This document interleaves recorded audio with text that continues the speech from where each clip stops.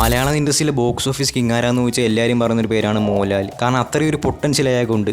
പക്ഷേ കുറച്ച് വർഷങ്ങളായിട്ട് മോഹൻലാലിൻ്റെ ബോക്സ് ഓഫീസ് പവറിന് കുറച്ച് കോട്ടം തെറ്റിയിരിക്കുകയാണ്. കാരണം അയാളുടെ ഡൗൺഫാളാണ് നമ്മളിപ്പോൾ കണ്ടുകൊണ്ടിരിക്കുന്നത്. തുടരെ പടങ്ങളെല്ലാം ഫ്ലോപ്പ് ആയിക്കൊണ്ടിരിക്കുന്നത്. ചെയ്ത പടങ്ങളൊന്നും വിചാരിച്ച രീതി വർക്കാവുന്നില്ല. മോശം ആക്ടിങ്ങിൻ്റെ പേരിൽ തന്നെ അയാൾ ഒരു ട്രോളുകൾ നേരിടുന്നുണ്ട്.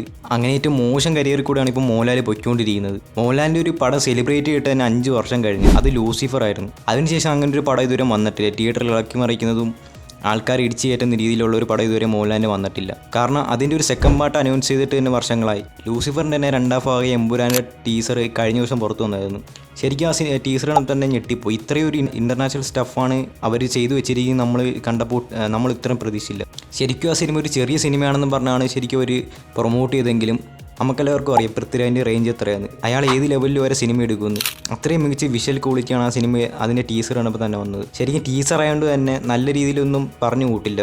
ടീസർ ആകുമ്പോൾ അവിടെ ഇവിടെ കുറച്ച് ഹിൻ്റൊക്കെ ഇട്ട് ശരിക്കും ട്രെയിലറിലോട്ട് എത്തിക്കുമ്പോഴായിരിക്കും അതിൻ്റെ ശരിക്കും ഇതിൻ്റെ കഥയും എങ്ങനെയാണെന്നും ക്യാരക്ടേഴ്സ് ആരൊക്കെ ഈ സിനിമയിൽ ഉണ്ടെന്നൊക്കെ നമുക്ക് പറയാൻ പറ്റും. അത്രയും ചെറിയ മൈന്യൂട്ടായിട്ടുള്ള ക്ലൂസ് മാത്രമേ ഈ ടീസറിലൂടെ അവർ പറഞ്ഞു കൂട്ടുള്ളൂ. രജനീകാന്തിന് എങ്ങനെയാണോ പേട്ട സിനിമ സംഭവിച്ചതും കമലഹാസൻ എങ്ങനെയാണോ വിക്ര സിനിമ സംഭവിച്ചതും അതേ കണക്ക് മോഹൻലാലിൻ്റെ ഒരു കമ്പാക്ക് ആയിരിക്കും എന്ന് ഈ ടീസർ കണ്ടപ്പോൾ തന്നെ മനസ്സിലാവും. ലൂസിഫറിൻ്റെ ഫസ്റ്റ് പാർട്ട് ശരിക്കും നമ്മൾ ആഘോഷിച്ചപ്പോഴത്തേക്കും ആ സിനിമ എടുത്തു വെച്ച രീതി നമ്മൾ ശ്രദ്ധിച്ചു കഴിഞ്ഞാൽ മനസ്സിലാവും.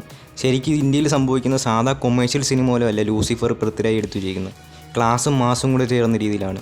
കുറേ കാര്യങ്ങൾ ഹിൻ്റായിട്ട് അവിടെ ഇവിടെ തന്നു പോയിട്ടും കുറച്ച് ഗ്ലോബലി ആൾക്കാരോട്ട് കണക്ട് ചെയ്യുന്ന കാര്യങ്ങളായിട്ടുള്ള ഇല്ലുമിനാറ്റി, ഒരു പവർ സോഴ്സ്, വിശ്വസിക്കുന്ന കുറേ കാര്യങ്ങൾ അതൊക്കെ നിയന്ത്രിക്കുന്ന ഏതൊക്കെയോ പല ആൾക്കാരാണ് അങ്ങനെയുള്ള കാര്യങ്ങളെക്കുറിച്ച് ഈ സിനിമ കണക്ട് ചെയ്ത് പോയിട്ടുണ്ട്.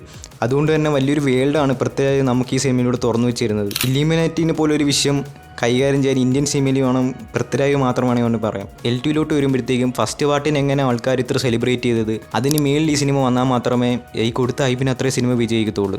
എമ്പുരാൻ്റെ ഫ്രെയിമും കാര്യങ്ങളൊക്കെ നോക്കുമ്പോഴത്തേക്കും അതിൻ്റെ സിനിമോട്ടോഗ്രാഫിയും ടെക്നിക്കൽ വൈസിൽ ഈ സിനിമ നല്ല ഗംഭീരമായിരിക്കും എന്നാണ് പറയുന്നത്. ഞാൻ നേരത്തെ പറഞ്ഞ കണക്ക് വേറൊരു വേൾഡാണ് ഈ സിനിമയിലൂടെ അവർ തുറന്നു വയ്ക്കുന്നത്. അതുകൊണ്ട് തന്നെ ഒരുപാട് കാര്യങ്ങളും വലിയ ഗ്ലോബലി ആൾക്കാരോട്ട് കണക്ട് ആവുന്ന ഇല്ലുമിനാറ്റി പോലത്തെ വിഷയങ്ങളിൽ ചർച്ച ചെയ്യുമ്പോഴത്തേക്കും കുറച്ചുകൂടെ വലിയ സ്റ്റോറി ആയിരിക്കും ഈ സിനിമയിൽ അവർ പറയുന്നത്. ഒരു നോർമൽ ഓഡിയൻസിന് അത് പെട്ടെന്ന് കണക്ട് ആവണമെന്നില്ല. അതുകൊണ്ട് തന്നെ ലൂസിഫറിൻ്റെ ഫസ്റ്റ് പാർട്ട് നല്ലോണം ഒന്നുകൂടെ റീവാച്ച് ചെയ്തിട്ടും എന്നിട്ട് ഈ സിനിമയ്ക്ക് പോകണമായിരിക്കും ഏറ്റവും നല്ലത്. എന്താണ് ഈ സിനിമ കൊണ്ട് ഉദ്ദേശിക്കുന്നതെന്ന് അവർ മനസ്സിലാക്കി. L2 ഫ്രെയിമും കാര്യങ്ങളൊക്കെ നോക്കുമ്പോഴത്തേക്കും ഈ ഹോളിവുഡ് ലെവലെന്ന് പറയുന്ന രീതി ഇപ്പോഴാണ് ശരിക്കും മലയാളത്തിൽ തന്നെ വന്നു തുടങ്ങിയത്. ശരിക്കും ഇങ്ങനെ പറഞ്ഞു വരുന്നതല്ല.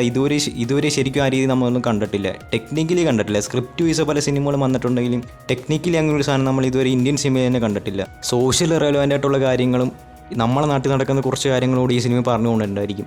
ഒരിക്കലും ഒരു മാസ് ഓഡിയൻസിന് വേണ്ടി ഒരിക്കലും ഒരു കൊമേഴ്ഷ്യൽ സിനിമ മാത്രമായിട്ട് ഈ സിനിമ ഒരിക്കലും അവർ പ്രസൻറ്റ് ചെയ്യത്തില്ല. അത്രയും ഒരു പൊട്ടൻഷ്യലുള്ള അല്ലെങ്കിൽ അത്രയും ഒരു ഹൈപ്പ് ഡിമാൻഡ് ചെയ്യുന്ന മൂവിയാണ് എമ്പുരാൻ. മോഹൻലാലിൻ്റെ ഏറ്റവും വരാനിരിക്കുന്ന മൂവികൾ വെച്ച് നോക്കുമ്പോൾ ഇതാണ് ഏറ്റവും വലിയ മൂവി.